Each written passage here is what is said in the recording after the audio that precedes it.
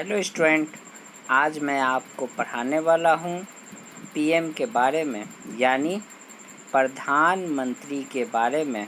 ये चैप्टर जो है बड़ा ही महत्वपूर्ण रहेगा, जो आपको WBCS 2023 के प्रीलिम्स एग्ज़ाम के लिए बहुत ही लाभदायक होने वाला है।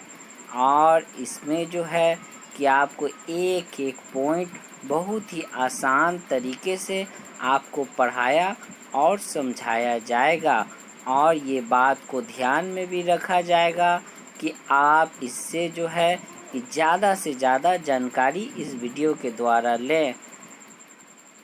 मैं आपका TQ सर, और आप देख रहे हैं अपना चैनल KS स्टडी टाइम।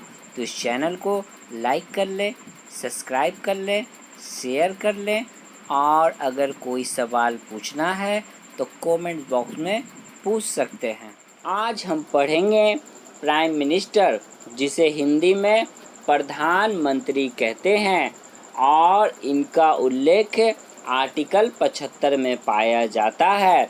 मगर हम आर्टिकल 74 और 75 को पढ़ेंगे, क्योंकि इन दोनों में प्रधानमंत्री और उनके विभिन्न कार्य का उल्लेख है। प्राइम मिनिस्टर को रियल एग्जीक्यूटिव अथॉरिटी भी कहते हैं, और प्राइम मिनिस्टर के पद को UK से लिया गया है। इसके अलावा और भी विभिन्न जानकारी हम प्राइम मिनिस्टर के बारे में, यानी प्रधानमंत्री के बारे में, इस वीडियो में जानेंगे। आर्टिकल 74, इसमें कहा गया है कि council of minister to aid and advise president, यानी काउंसिल ऑफ मिनिस्टर, जो मिनिस्टर के ग्रुप होते हैं, वो प्रेसिडेंट को उनके काम में एडवाइस देंगे और उनके साथ काम करेंगे। मगर काउंसिल ऑफ मिनिस्टर का हेड प्राइम मिनिस्टर रहते हैं। और आर्टिकल 74, हम कह सकते हैं कि आर्टिकल 74 के द्वारा प्रेसिडेंट, PM यानी प्रधानमंत्री, और काउंसिल ऑफ मिनिस्टर, इन तीनों को आपस में जोड़ता है। इसके अलावा आर्टिकल 74 और 75 डील करता है parliamentary system at the central से, और आर्टिकल 163 और आर्टिकल 164 डील करता है स्टेट से, यानी राज्य से। इसके अलावा प्रेसिडेंट वही काम करते हैं जो काउंसिल ऑफ मिनिस्टर कहते हैं काम करने को। प्रेसिडेंट कार्य के बारे में पूछ सकते हैं। फिर 44 अमेंडमेंट के द्वारा प्रेसिडेंट उस सलाह को एक बार चेक करने को कह सकते हैं जिस कार्य के बारे में उन्होंने पूछा है। आर्टिकल 74 यहीं समाप्त होता है। अब हम पढ़ते हैं आर्टिकल 75 के बारे में, जिसमें प्रधानमंत्री का उल्लेख किया गया है। अब हम पढ़ते हैं आर्टिकल 75 के बारे में।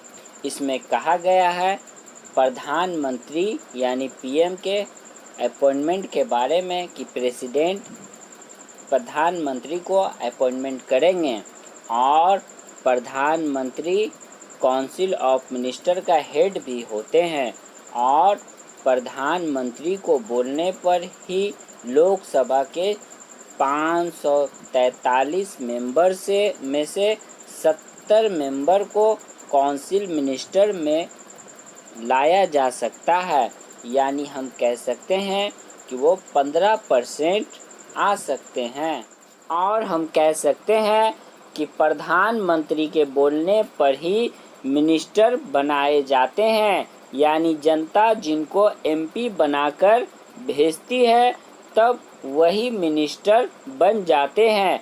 और जैसा कि हम जानते हैं प्रधानमंत्री को रियल एग्जीक्यूटिव भी कहते हैं, मगर कॉन्स्टिट्यूशन में कोई भी स्पेशल प्रोसेस नहीं पाया जाता है जिससे प्रधानमंत्री के चुनाव के लिए कुछ खास प्रोसेस हो, मगर प्रधानमंत्री बनने के कई शर्तें होते हैं और ये शर्तें जिनमें पाए जाते हैं वह पीएम यानी प्रधानमंत्री बन सकते हैं, क्योंकि प्रधानमंत्री बनने के लिए फुल मेजॉरिटी ऑफ लोकसभा जरूरी है।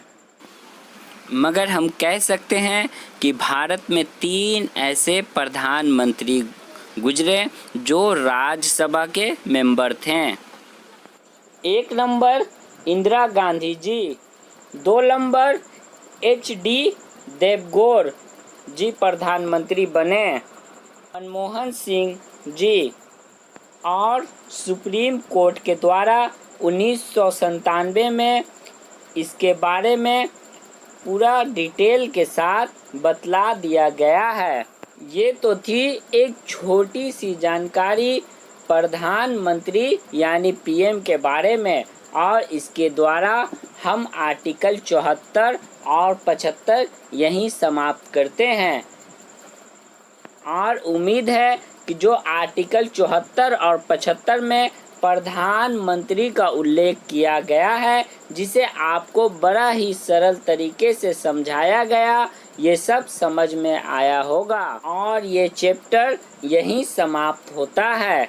Thank you for watching video.